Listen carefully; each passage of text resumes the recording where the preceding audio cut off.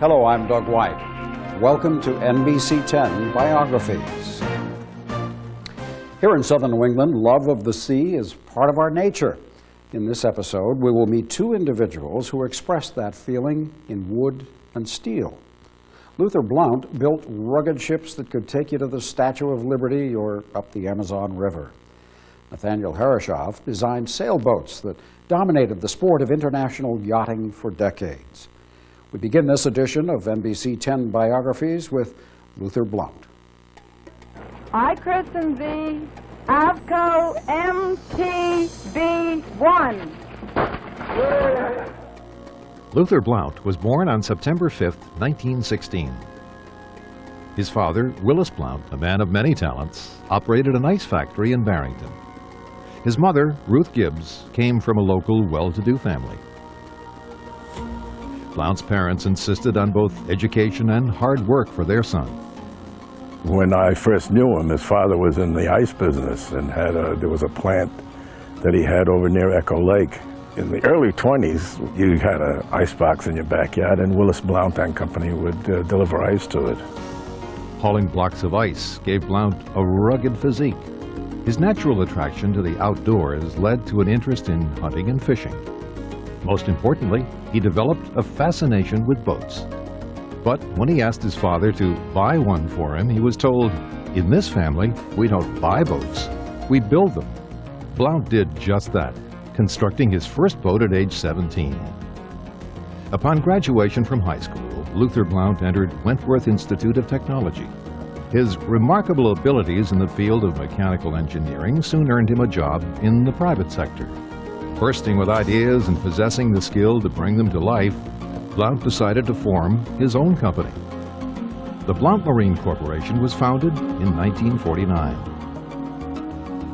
In the decades to follow, a steady stream of commercial fishing boats, cargo carriers, ferries, tugboats, and cruise ships would be built there. By that time, it got to be known around that he was building vessels, and it was mostly word of mouth. People heard that he was good at that. Well, he was inventive from day one.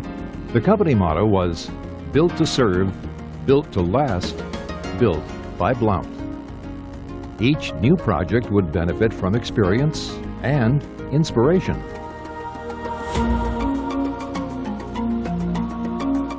Launching a new ship at Blount Mariner was a moment of celebration and excitement. More than just a business that provided jobs for workers and their families, the enterprise generated a sense of pride and accomplishment for members of the community. Success required patience, stamina, and dedication to the pursuit of excellence in a costly and highly competitive industry. But Luther Blount knew there was more to life than the daily toil of making a living. He recognized the importance of family outings, planned, of course, in a manner that was uniquely his own. We spent a lot of summers doing things that kids don't normally do. As a child, my father used to take the whole family sword fishing. He always had a fishing vessel on the side, which was either a boat that hadn't been sold yet, but we would go out sword fishing and go to Block Island, Cutty Hunk. It was a lot of fun. He made it fun. Blount displayed the same energy and enthusiasm during his time off as he did running his shipyard. He took command of the situation, but made sure that others had the opportunity to join in the excitement. He allowed us to go into the crow's nest. He basically, said, if you spot a swordfish, I'll give you $25, which back then was a lot of money.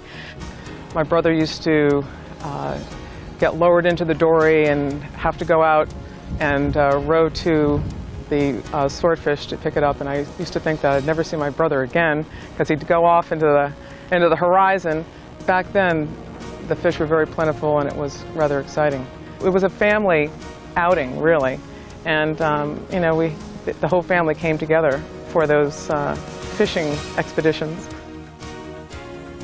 Blount's business continued to thrive through the 50s and 60s, and the ranks of employees grew steadily. All the while, the number of boats launched continued to rise. Blount had patented many of his designs, and his reputation as an innovator in the field was growing. As the demand for his vessels increased, he was earning a place in the small but highly prestigious ranks of successful shipbuilders along the East Coast. The company seemed to be blessed by good fortune, and the future held the promise of increased production and prosperity. Luther's brother Nelson was the president of Blount Seafood, located just down the road from the shipyard. The two brothers had kept up a lively relationship of camaraderie and friendly competition for years. Luther had even built a fishing boat for his brother's company. Then, in September of 1967, tragedy struck. Nelson Blount was killed in a plane crash. Luther Blount was devastated by the loss. It was a loss of a brother in his point, but also a loss of all of the boyhood dreams and so forth that had preceded. Any time that there's a loss like that, the people that remain come to the conclusion that we don't live forever. The construction of sturdy vessels built for hard work on the seas had served Blount well. But now he was considering a different course, one that would lead his company into uncharted waters. NBC 10 Biographies will continue in a moment.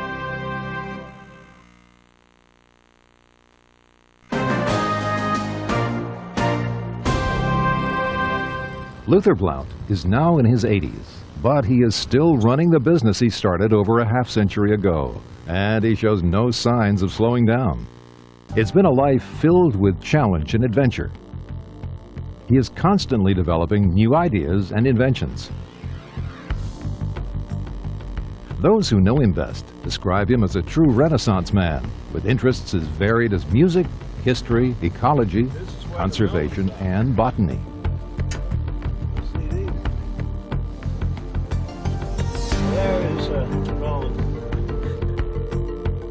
But his first love remains shipbuilding, and his keen eye and watchful presence are a constant factor at Blount Industries.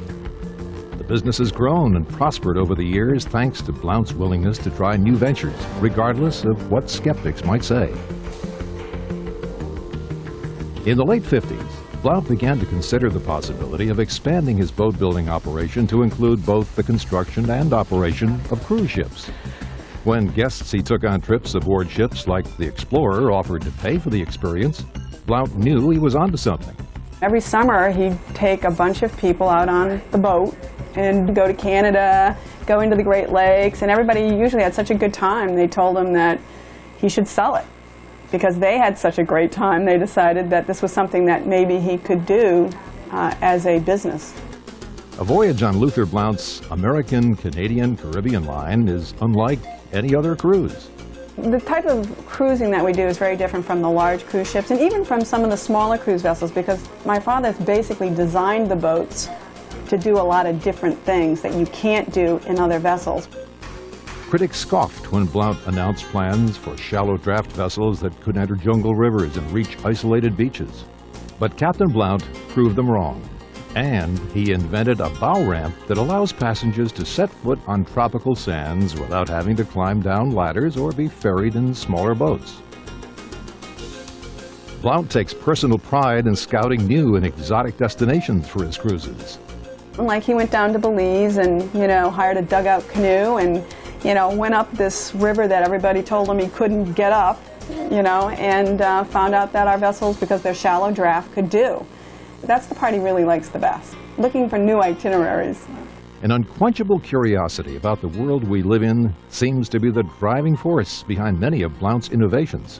The results have brightened the lives of his passengers and earned him honorary degrees, critical praise, and a worldwide reputation. But many of his inventions were the result of trial and error. Blount once miscalculated on a voyage up the Erie Canal and found his boat stuck beneath a trestle. He revisits the site and updates his graffiti from time to time. But now, thanks to a retractable pilot house invented by Blount, the embarrassing obstacle can be navigated without a hitch. In November of 1999, Blount Industries launched the Horizon, a dinner cruise vessel built to operate in New York Harbor. Despite rainy weather, the ship's christening drew an enthusiastic crowd. Suddenly a violent storm came upon the sea. The proud president of Blount Industries shared his years of experience with those about to perform the honors. And perhaps because this was the 303rd vessel launched from the Warren shipyard, it received a triple dose of champagne. They always said, as beauty is as beauty does.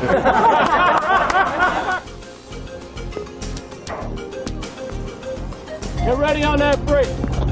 Never one to sit back and passively observe, Captain Blount made certain that the newest addition to his fleet got off to a smooth start.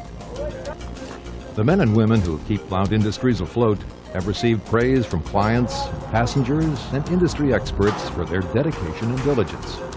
It's clear that these are people who take pride in their work.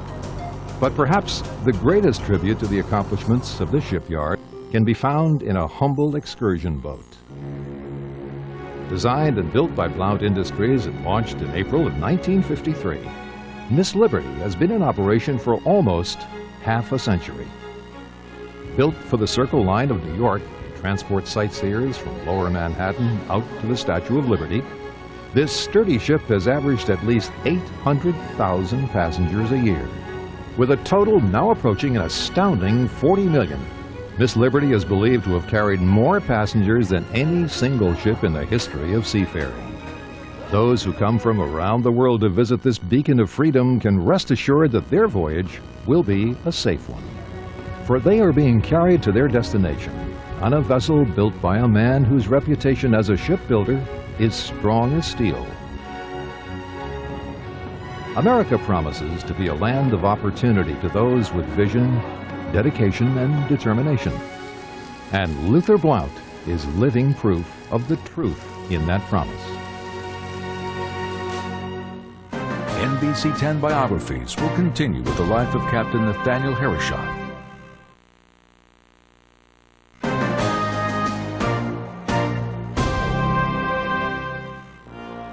The year is 1899, and this rare film clip from the dawn of moving pictures shows a majestic vessel called Columbia crossing the finish line to win the America's Cup race.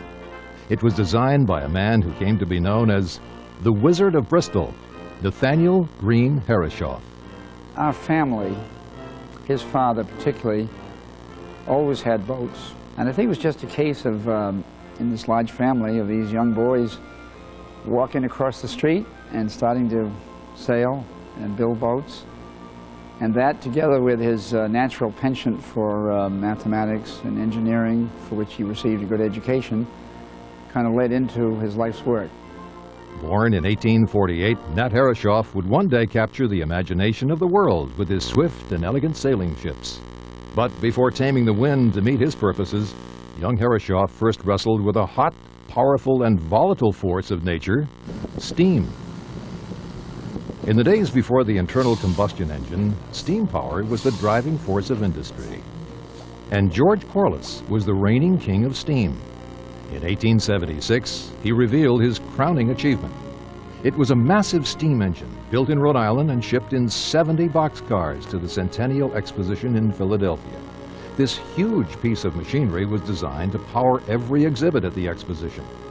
The Corliss Steam Engine Company assigned the task of overseeing the operation to a gifted young protege, Nathanael Herreshoff. With the reputation of the United States at stake, the crowd waited anxiously as President Ulysses S. Grant threw the switch that launched the enormous engine into motion.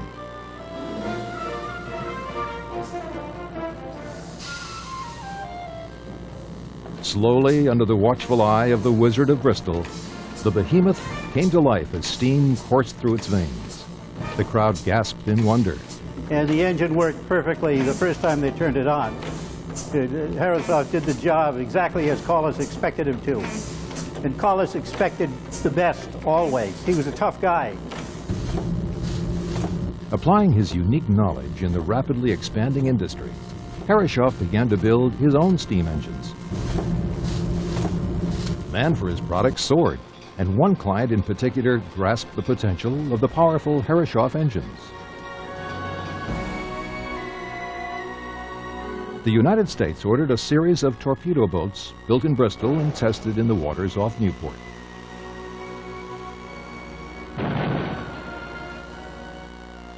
He was on the cutting edge of technology, and the design was almost as an artist would do it, with such refinement of detail, and everything just right. But one day, everything went wrong for Captain Herreshoff. The incident occurred during the trial run of a high-speed steam-powered boat with the cruelly ironic name, Say When. It was a magnificent vessel, 138 feet long, with a mahogany deck and an 875-horsepower engine. It was designed by Herreshoff to be faster and more powerful than its predecessors. Exactly what caused the accident is still a matter of debate, but the results were undeniably catastrophic. The engine seemed to be performing perfectly, but suddenly a boiler tube burst, and the escaping steam fatally asphyxiated a member of the crew.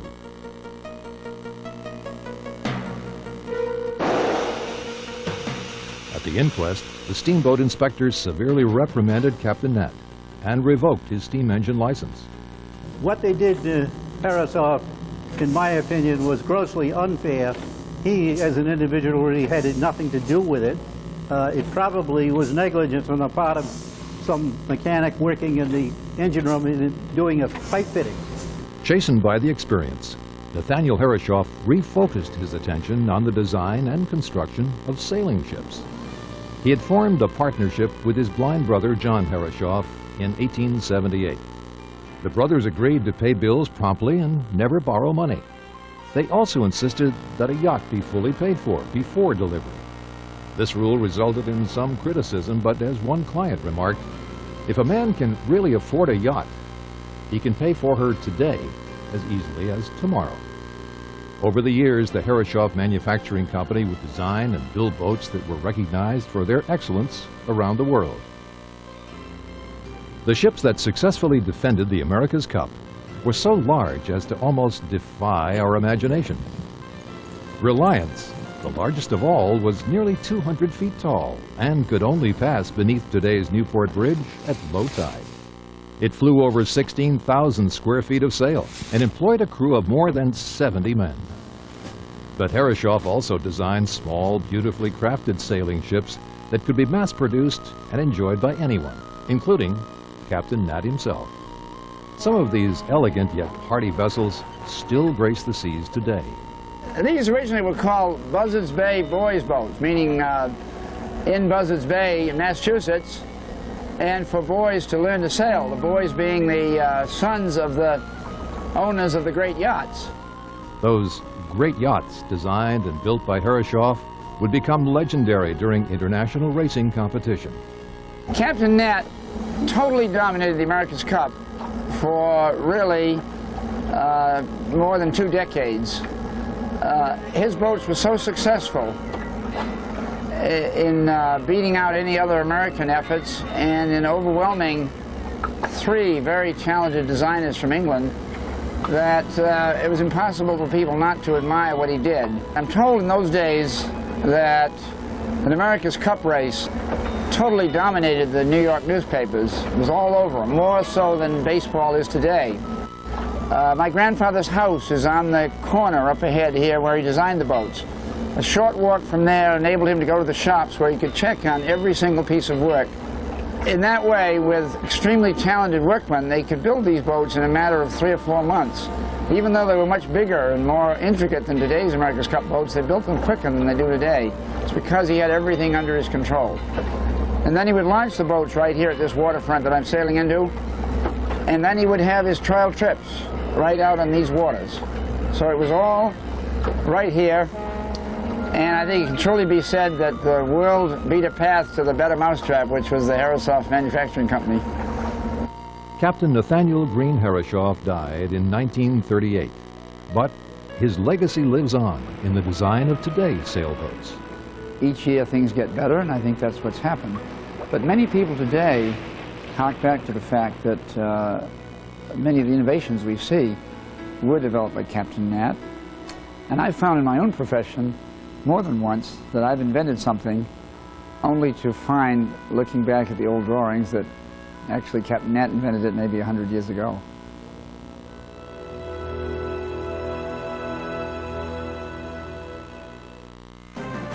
NBC 10 Biographies will be right back.